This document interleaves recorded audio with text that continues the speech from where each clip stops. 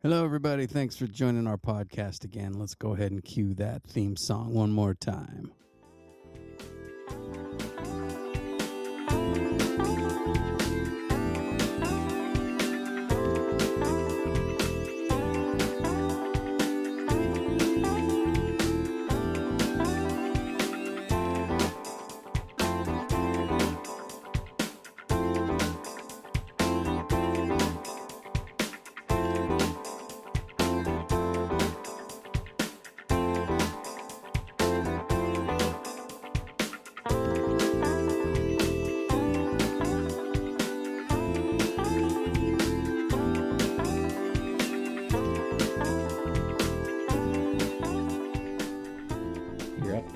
True. This next one, I guess my next one probably surprised you guys as well. Kind of go out left field the entire time, so please. Kind of go along with the younger crowd. Exclamation Mark by Trippie Redd is one of my all-time favorites. Just for like how it was structured and like listening through. Okay. It's one of the albums that like it's one that I could just listen to over and over again. I'll be honest, the only time I've listened to Trippie Redd is when I'm in the car with you. Yeah, I was gonna say like that is definitely. I mean, but I don't hate him. That's the type of like new age hip hop that I'm like. I don't feel like I'm as connected. I never to, so, got like, into I'm interested it. to hear kind of like some of those things that what does about Trippie Redd that like really interests you? It was just it's kind of like a emo rap. He does lean toward. Kind of leans more towards the like the emotional side, and in that album a lot he talks a lot about like, hey, don't give up, keep going, like lift your head up, like you can keep pushing through. Like there's one song, like the whole chorus is, don't commit suicide, like just keep your head up, just keep going, push through. And I don't know, just like the whole album, and like each song is like, it's like one of the ones that I feel like for hit like that he made. That was like one of his true sounds as well. Yeah. He's got definitely a very interesting sound. Yeah. That, like. Well, he sings too. That's It's you don't get that in hip hop very often anymore because. Yeah. Have you heard Eminem try and sing? And he'll admit it on his own songs. He's like, I don't sing. But I'm gonna try. Like his raw vocals in that. But yeah, it's like a weird raw vocal that like. Yeah, he's raspy. I don't know if it's necessarily like actually like proper singing, but it does. Yeah, I can understand why people do like that kind of weird. It's like, the rap. sound. It's and a rasp weird probably to it. Might sound derogatory, but like it's not. He's got like some of like the trap rap on it. He has some more emo, some that's a little more hip hop. Yeah. Stuff, which is pretty cool. Cool. Yeah. I mean, I definitely know that people really like him and like understand like people that are like hip hop heads that really like him, and so I was curious on the appeal because it's not something that I've necessarily gone out and listened to, and I'm not saying I hate it, but like just haven't really ventured out that way. You know? When he's like one of the ones like when I dove into newer artists after like serving a mission, came back, I dove in, seen what was going on in the world, and he was one of the ones that really like kind of stuck out of others. You would send me kind of like Ski Mask and stuff. You would always send me the like the Spotify links, like, yo, check this song out. Like, check this out. And this is like Jordan's my plug for the new stuff. He'd be like, yo, check this guy out. Always checking out the new music. And I'll be like, okay, I'll check this guy out. And then I'm like, okay, that was actually really good. I need to expand my. I used to never stop doing that because, I used to like try to find the new person and like. I just got to the point where I'm like, I just like my people, and whenever it's like you look at like the newer rap artists, and I wouldn't have listened to any of them. But then you talk about like Russ, right? Mm-hmm. I had never heard a Russ song until I heard somebody else talk about him, and I was like, okay, I gotta check this guy out. And Russ is pretty influential. Yeah, he's actually like. And he's exploding. Very underground, huge. Yeah. Like he's like really huge, but like not mainstream. But he's like, not talked about enough. Yeah, that's the thing. Is like no one talks about him. I don't know if I personally like love all of his music, but there's a couple songs that are pretty good. But I understand the appeal for sure with him. Kind of that sing-song, pop, it's like R&B fusion. You gotta have a plug from somebody. Everybody has their own influential artists and what they listen to, and Jordan's definitely like the plug for me when it comes to finding somebody new, because I don't expand my horizons very often. I'm always trying to test out, see what new music's out there. Yeah, that's we gotta have one person in the friend group that's finding the new people and putting you on, right? That's every friend group ever. Honestly, my next one, I'm cheating a little bit. It's Mac Miller, but it's Swimming and Circles, because they're supposed to be a three like part trilogy albums.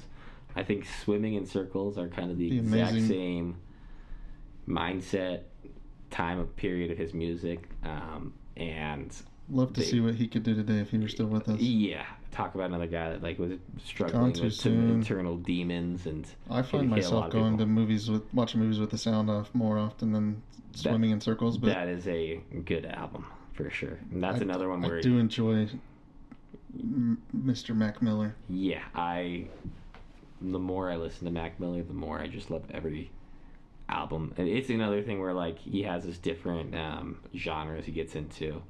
I mean, he has a freaking jazz album. Larry Lovestein, the jazz under his other alter ego. It's really good.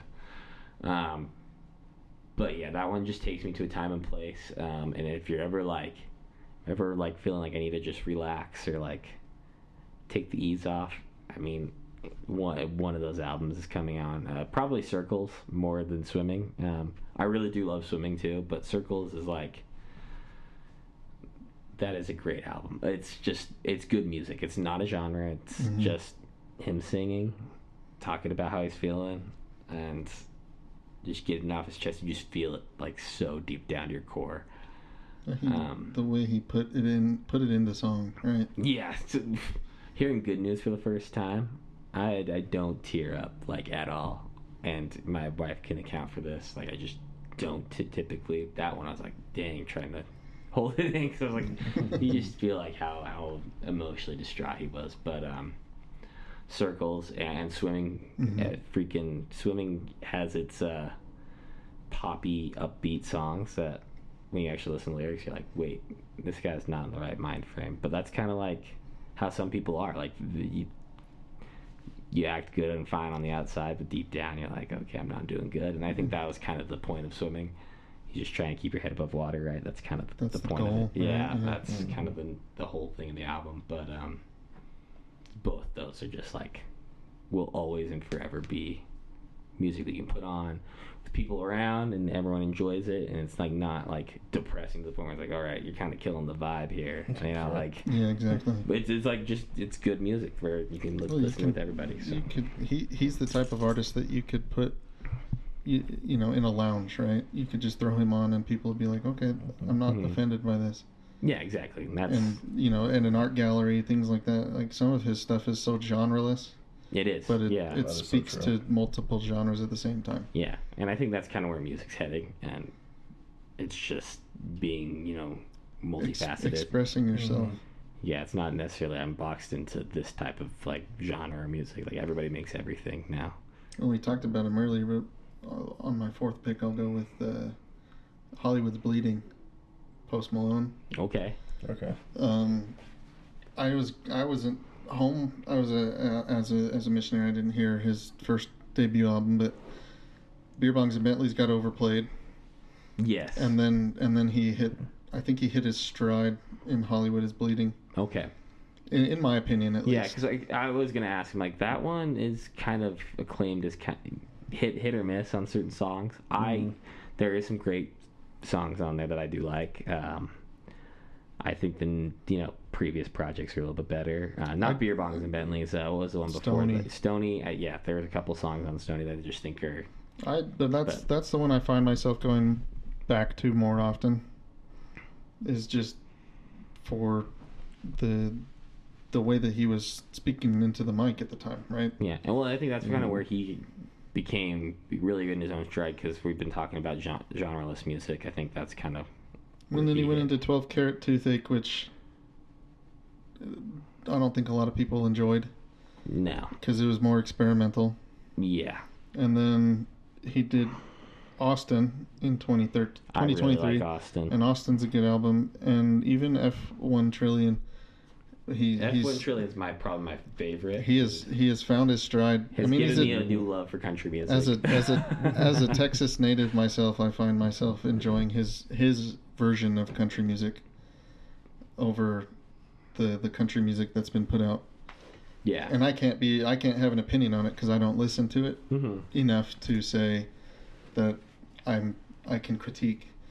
But well, I can tell you that a lot of people became fans of country because of him specifically. He's done a good job of bringing the culture into everything that he's done. Yeah, now I'm looking through Hollywood is Bleeding. I guess I was kind of confusing it with the 12 Karat Toothache. Yeah, no, Hollywood is Bleeding is actually pretty good. It's a good album. I take that back, anything I just said. Sorry, Austin. Yeah. But no, I like that one a lot. And my next one is The Massacre, 50 Cent. Okay. It's just, again, that's one of like the only like rap albums and stuff that I grew up listening to. But like even to this day, like just I can listen to that one. And there's a lot of songs I could list that one all the way through. And that's hard. Typically, when albums have as many songs as this one, 22 songs, hour and 17 minutes. You kind of die out halfway through. Yeah, some things start kind of molding together, and yeah. But there's a lot of just classics that you listen through, and you like as each one hits, you're like, oh snap, that was from this. Oh, that was from this album as well. And just 50 Cent, who he is, just one of the most influential people in the industry. Like he's gone from music, he produces his own like movies and stuff. He even helped other artists get their people that hate rap love 50 Cent. That's facts. That is factual. That is true. But it just I feel like this album also just brings the hood out of anybody. Like, true. It doesn't matter who you are. You could be in the that. suburbs and you could still start. You're like, you know what? I just understand. You feel like you could just take on anyone. Yeah, I mean, your confidence all gets boosted. Well, and that's what 50 Cent was good at doing. Is he's a pretty good hype artist. I was gonna say, Get Rich or Die Trying is kind of the one that everyone goes to, and then you know, in the club and all that. So, but no, I mean, hate it or love it. Hate it or love it. Yeah, that's will always probably be one of my favorite songs. 21 Questions. 20 Questions. But you have the freaking Gatman and Robin with Eminem. Yeah. Like, that's one of the wildest songs and one of the craziest duos, which to this day they're still a crazy duo. Yeah, 50 Cent's the man. My next one is Kendrick album. Okay. But not what you're thinking. Probably Mr. Morale and the Big Steppers is, in my opinion, his best album by far. And I know that he made To Pimp a Butterfly, but I think the self-reflection in Mr. Morale and the Big Steppers hit me at a point in my life where I'm like, it made me think like a lot of self-reflection of like, okay, who is the person I want to be? Am I really being true to myself? Am I like trying to hide underlying issues that I may have? And am I really being the best version of myself? And I think that that's the whole big thing with Kendrick. I mean, he was saying like, everyone treats me like I'm the savior, but I'm really not. I'm just a normal person. I have my own issues. Like, there's just a lot of different things that he hits on, and a lot of different like very personal issues. I mean, he had the song the Auntie Diaries, right? I mean, not that really reflects to me, but that was one of them that I like hit. I'm like, you know, this is a really interesting perspective of this topic about people being like transgender, transitioning. That like, it's very interesting coming from his mouth and perspective of life. And but then he goes back to like, just there's so many good songs on that. Purple Hearts. There's I'm trying to think of the other ones. I'm blanking. Savior itself. Mirror is the best song on the album. in my opinion. That's like the second to last song. Or the last song, sorry, not the second to last song, and it's, again, just looking at yourself in the mirror and like really just, am I being truthful to myself and what I'm doing? And it's just really, really good album. I think it's the best Kendrick album. Am I who I want to be? Yeah, right? And people don't think it is, but also those are people that are casual Kendrick fans that like. I can't put input on it because I don't think I've listened to it more than once or twice. Well, I would just give it one more listen. I think it's really good, and it's a double album, so it's two different. Yeah, it's a two LP. So, yeah, two different topics, and. Well, I've always enjoyed his storytelling. Yeah, that's one thing you'll know when he comes with his project. It's gonna be good storytelling. So, yeah, that's my favorite Kendrick album and one of my top 5. Okay, I could put him in, a top 20 list probably somewhere, but it's hard to narrow down to 5, honestly. Yeah, I'm like sitting here like, okay, there's like 3 or 4. I'm like looking through artists, going, okay, what's next? But yeah, I think I'm landing on Breaking Benjamin for my 5th pick. Is their Phobia album, just because of the playability of it. You start out with the sounds of track 1 and the final track are a guy getting into a car, starting it up and going for a drive, and then he gets home from the drive and gets out of the car and shuts the door, and just the way that they wrote from start to finish, the whole album is just, I don't know. I've seen them live a couple of times now and enjoying Benjamin's artistry, and the joke around the social media versus they don't have a single bad song, and I can't deny it, and everybody has their opinions, but I've gone and listened to all their albums and go, okay, I can't really say I don't like any song. Yeah, and it's kind of odd to listen to an artist and go, okay, I like all these songs. Yeah, maybe it takes 1 or 2 listens through, but you find something in that track and go, okay, that speaks to me right there. And this album is just, in my opinion, one of their best, if not their best, that they've ever put out. And I mean, they had a song in the Halo games. Like, it shows how big they are and how big they continue to be. And they put out a song in the fall of last year, and I want to hear it live. So I have to, I got to find tickets. Yeah. Because their show's coming up at the end of the month. And somehow, you got to get those. I got to get there because they put on an amazing show. Their music is just influential to me. It speaks to me in a way, going through tough times. How do you get out of them? Yeah. If you don't know the album, I'm not too familiar. I'm not gonna lie. I'm not gonna act like I know much about their biggest song. The biggest song was "Diary of Jane," and you've heard it. I can guarantee you've heard it somewhere, but probably. Like, they're just the way that they wrote the order of the songs and the way that you go through them. It's just like a storyline. And "Dance with the Devil" is probably one of their biggest songs as well, and I don't know. It speaks to me in a way of you're battling the devil every day. He wants you to fail, and you want to succeed, and it's a dance, right? Yeah. It's not a walk in a straight line. You're trying to get around him. To put it in basketball terms, you're trying to make it to the basket, and he's playing better defense than your offense right now, and you got to figure out how to get past him. And I don't know. It's the hardest part is figuring out how to dance with him without getting caught in his traps. Yeah. Well, yeah, I got to give that a listen.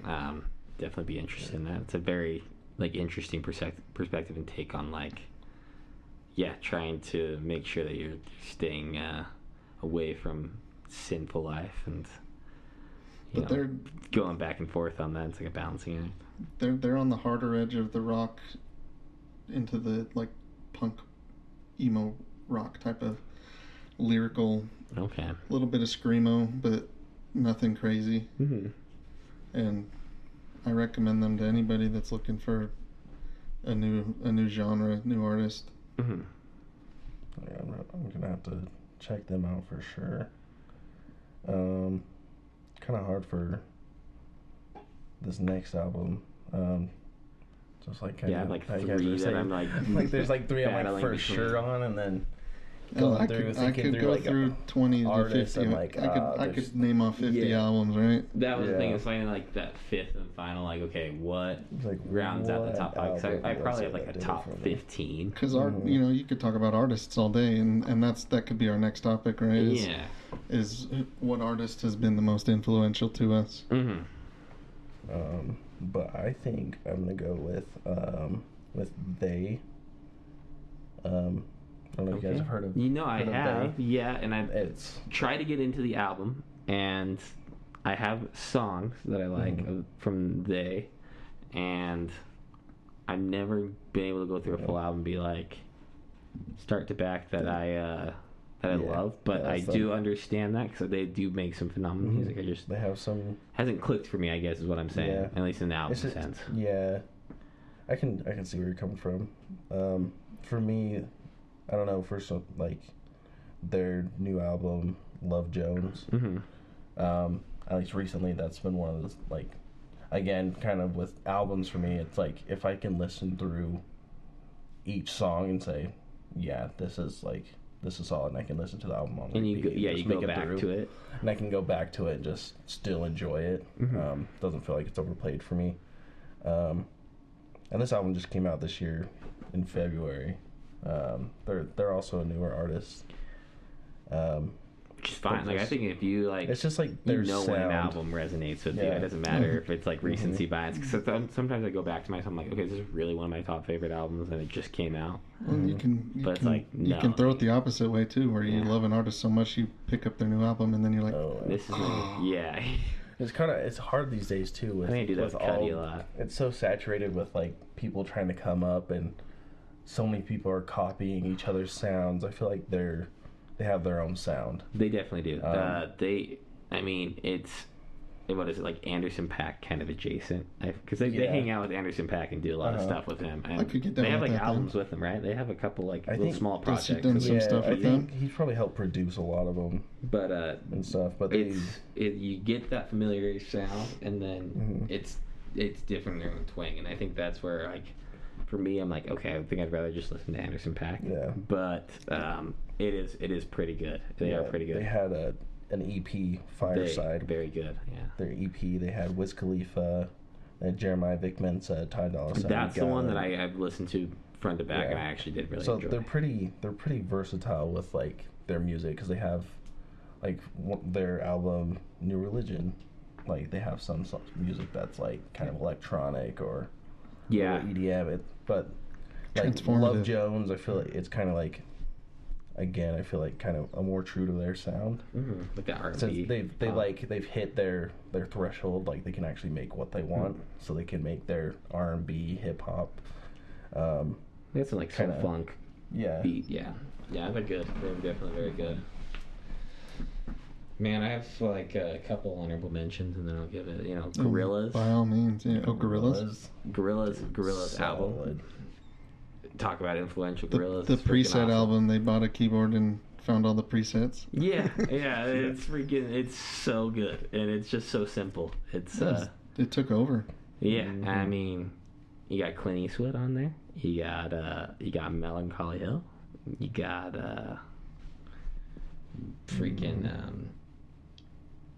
I'm blinking so hard. Give me 1 second. Slow Country. Like, those are all completely different songs. Different genres of music. Gorillaz album, and Demon Days. Freaking awesome. You can listen to those all the time. Clint Eastwood comes on.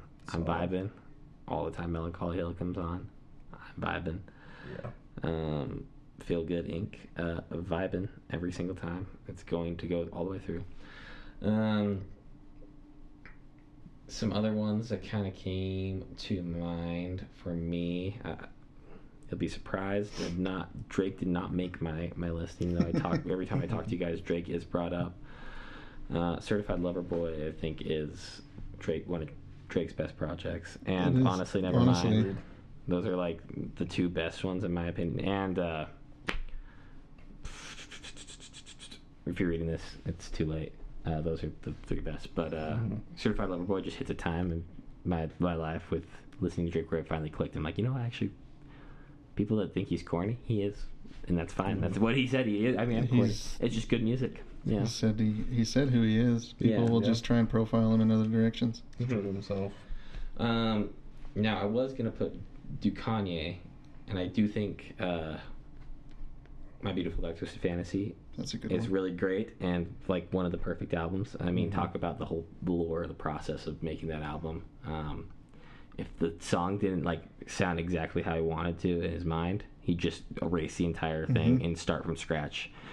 And if you look at all the album, like he had a whole thing where he locked himself away for like 3 months in Hawaii, and like people were allowed to come in, but they had all these rules. If you didn't follow him, you just get kicked out of the studio, using a bunch of different people's sonic music abilities and just making songs out of it. Like All of the Lights is like, if you actually look at the real features on that, they couldn't put a feature list because there's like 47 people on that thing. He's notorious for bringing in multiple people onto tracks. Yeah, and just like figuring out what sounds good, chopping soul samples or whatever type of sample and turning it into like a basic beat.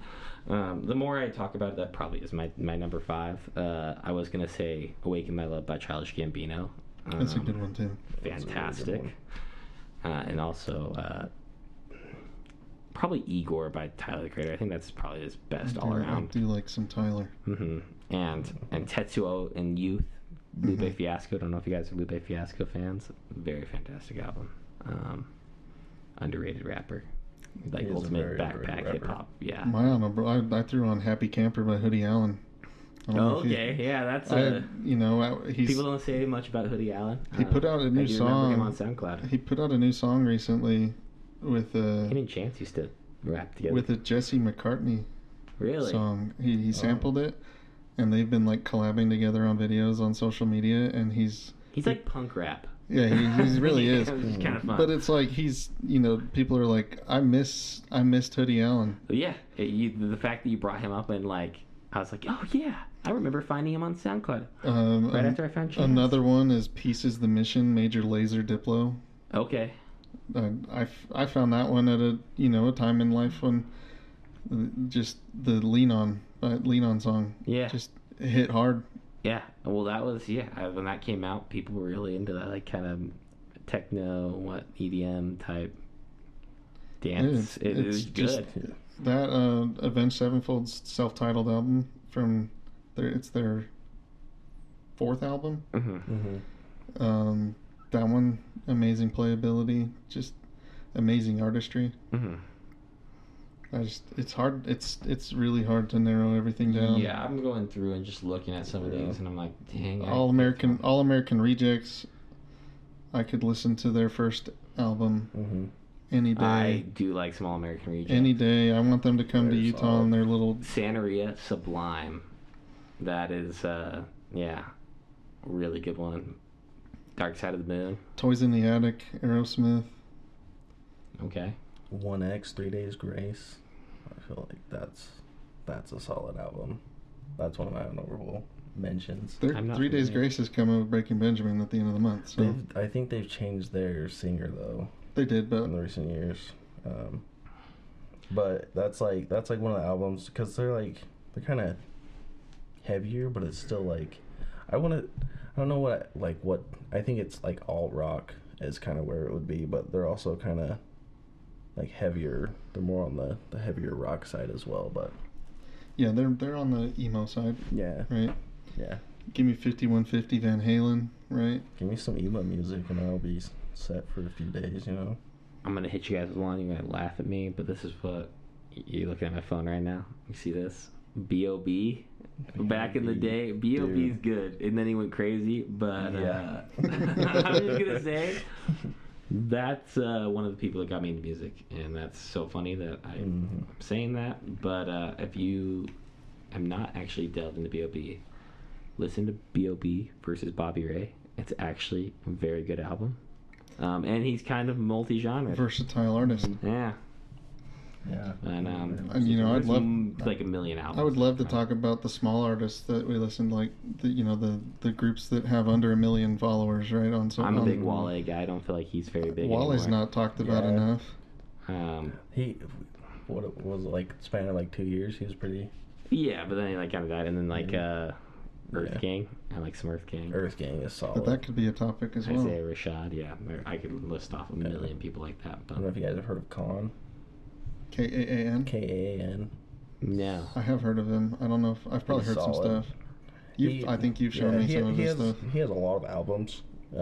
He does a lot of like co-albums with. Is that like, the one DJs you sent me the link? That's the one I sent you. Yeah, that album was good. He makes music. He's like another one of those that makes his own sound. Like he has some albums where, and he's known for like his faster rap, but he also has some like slower. I did enjoy that rainy album. day vibes and stuff. Straight through is a good playthrough. He's probably one of the top underground artists right now. Something people don't really know about too much.